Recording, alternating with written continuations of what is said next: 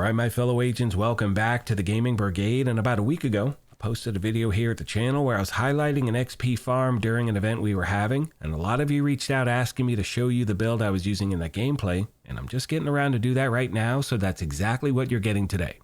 Now as always, we're going to jump right into the details, and if you happen to enjoy this, do me a favor and hit that like button. It truly helps the channel out, and if you want to stay up to speed on all things Division, feel free to hit that subscribe or join button as well. Now we're going to jump right into the build breakdown. After that, I will show you some gameplay footage, and I'm actually going to break down two different builds for you. So starting with the specialization, and this is what we are using for both builds. You can see I'm using Sharpshooter, using that for a bunch of different reasons. First of all, you get some extra headshot damage, you get some extra stability. You also have access to the Tactician drone in case you want to use that. Totally up to you. You have a lot of different variations. And always remember, regardless of the specialization you choose, have the proper weapons activated in your weapon skill tree. That way you're getting a 15% weapon damage bonus regardless of which one you're using. Now the main reason I mention this in every single build video I post is because, like a lot of you out there, I have certain templates that I use for different builds, and when you forget to activate the proper weapon, you're just leaving weapon damage on the table, and that sucks. So please do not make that mistake. Take that time and make sure the right weapons are actually activated.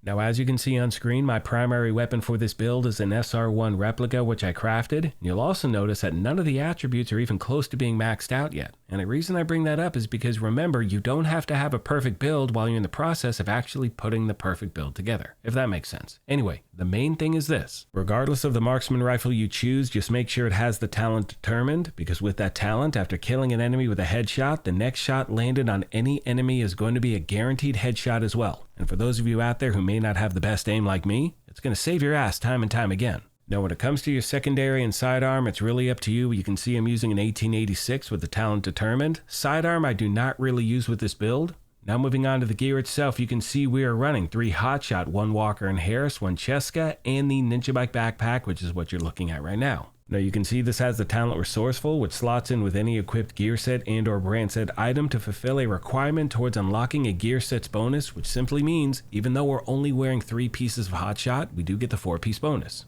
Now the 2-piece is 30% marksman rifle and weapon handling, 3-piece is 30% headshot damage, and 4-piece is headache. And one thing I love about this talent is the fact that every 3rd consecutive headshot is going to refill the magazine, and that really comes into play when you're trying to one-tap every single NPC you come across. Next we have the body armor. It's the 1 piece of Walker and Harris, but again, because we are wearing the Ninja Bike, we do get the 2 brand set bonuses, which is 5% weapon damage and 5% damage to armor. And this is the named Walker and Harris body armor, the Chain Killer, which has the talent Perfect Headhunter. Now if you do not have this, I recommend hitting up Countdown, set your targeted loot to Walker and Harris, you can pick it up there. Next we have the holster, that is the 2nd piece of the HOTSHOT gear set. And one thing you'll notice is I'm trying to stack headshot damage everywhere I can, which now takes us to the knee pads, and as you can see they are the 1 piece of Cheska, and they are the turmoil knee pads which every player should have been granted during that April Fool's event. Now with the talent Bewildered, you can see it says when dealing weapon damage to an enemy, 50% of the damage will be dealt to another enemy within 30 meters, which is why, as you will see in the initial gameplay footage, I can shoot 1 bullet, take out 2 NPC. If you do not have it, I will try to get you answers and see if the game is going to actually reintroduce it at one point. Now as far as my skills are concerned, I'm using the variation of the Tactician drone and the Assault turret. You have so many different options you can choose from. Again, like I said previously, take your time, make a build your own, try out different things, kick the tires, all that good stuff. Now for those of you out there who do not have the turmoil knee pads, as you can see, all I've done for this version is swap them out for a piece of HG, which is going to be giving us an extra 13% headshot damage, and because of the Ninja Bike, we do get that extra 20% marksman rifle damage as well. And once again, to be clear, the main difference between the turmoil knee pads and these is the fact that with turmoil, you can take out multiple NPC with 1 bullet. With this, 1 bullet, 1 NPC. That's all I got for this one, my friends. Hope this helped you out, and as always, questions, comments, or feedback, please let me know, and I will do my best to get back to you as quick as I can. With all that being said, I'm going to leave you with some gameplay footage and commentary. I want to take a moment, as always, and thank you all for your incredible continued support. Please let me know of any other questions you have I did not address. Thank you once again for the privilege of your time, and as I mention at the end of every one of these, take care of yourselves, be kind to each other, and we'll talk to you soon. Thanks again, everyone.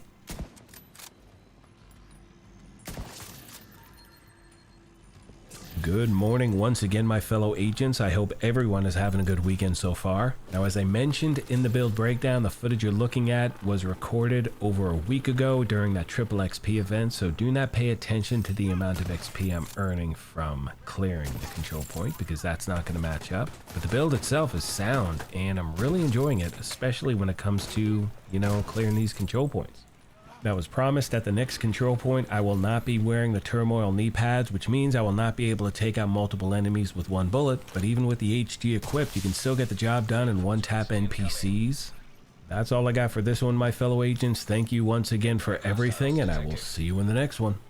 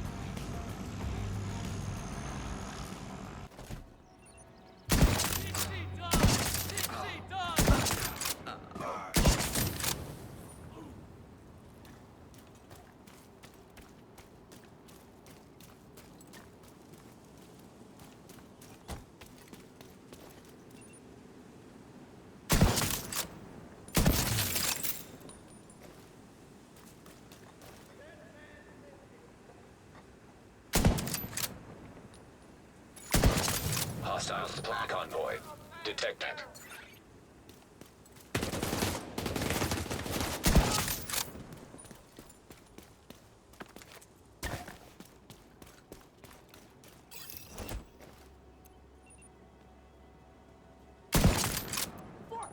Moving up now.